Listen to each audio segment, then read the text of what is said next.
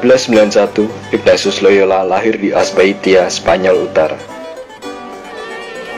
Putra bungsu dari 12 bersaudara yang lahir dari lingkungan bangsawan. Orang tuanya menamainya Inigo Lopez. Di masa mudanya, Ignatius mengecap kenikmatan hidup mewah di lingkungan istana. Ignatius dididik dalam tradisi dan kebiasaan hidup istana yang ketat. Dan dari umur 14 tahun, beliau merasakan pendidikan menjadi seorang tentara. 1517, Ignatius menjadi tentara kerajaan Pamplona, daerah utara Spanyol. 20 Mei 1521, benteng Pamplona mendapat serangan dari tentara Prancis. Perang begitu hebat, benteng pertahanan digempur senjata tentara Prancis tanpa henti. Kaki Ignatius terluka parah, terkena peluru meriam. 1 tahun masa pemulihan dilewatinya dengan penuh rahmat. Deritaan fisik dan mental ditanggungnya dengan sabar dan berani. Selama masa perawatan, Ignatius ingin membaca buku kepahlawanan, tapi yang ada buku kehidupan Kristus dan orang kudus. Terpaksalah Ignatius membacanya. Tanpa disadari, bacaan itu tertanam dan bersemi dalam hati.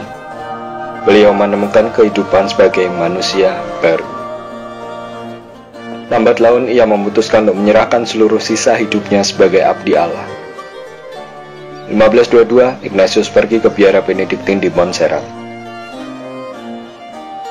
3 hari di sana ia berdoa dengan tekun dan memohon ampun atas dosa-dosanya silam. Kesungguhan niat mengabdi Tuhan ditunjukkan dengan meletakkan pedang di bawah kaki altar. Besokan hari setelah Ekaristi, beliau pergi ke gua dekat Manresa. Di gua ini, beliau mengalami suasana tenang dan damai, serta menjadi saksi kelahiran baginya sebagai manusia baru. Meditasi dan doa-doanya mengaruniakan pemahaman baru tentang kehidupan rohani. Pemahaman ini ditulis dalam buku latihan rohani yang masih dipakai hingga sekarang. 1524, Ignatius semakin yakin bahwa tugas pelayanannya perlu didukung oleh pendidikan. Selama 10 tahun, Ignatius berjuang memperkaya diri dengan ilmu pengetahuan. Ia belajar di Alcalá, Salamanca, dan Paris, hingga memperoleh gelar sarjana 14 Mei 1535. Karir sebagai abdi Allah dimulai dengan mengumpulkan beberapa pemuda yang tertarik pada karya pelayanan Tuhan dan gereja.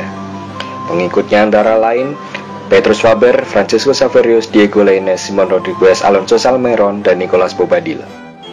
Kelompok pertama Serikat Yesus ini mengucapkan kaul hidup religius di Kapel Benediktin di Montmartre dengan kaul hidup membiara, kemurnian, ketaatan, dan kemiskinan, dan kesediaan jalankan karya misioner. Ignatius sendiri kemudian ditahbiskan menjadi imam 24 Juni 1937. 27 September 1540, Paus III merestui keberadaan kelompok Ignatian dan mengokohkan dengan nama Serikat Yesus. Selama 15 tahun memimpin Serikat Yesus, Ignatius membina semangat dengan semboyannya Ad Maiorem Dei Gloriam. Ignatius wafat pada 31 Juli 1556 dan ditangguhkan Paus Paulus V 27 Juli 1609. Beliau dikanonisasi sebagai santo oleh Paus Gregorius XV pada 12 Maret 1622.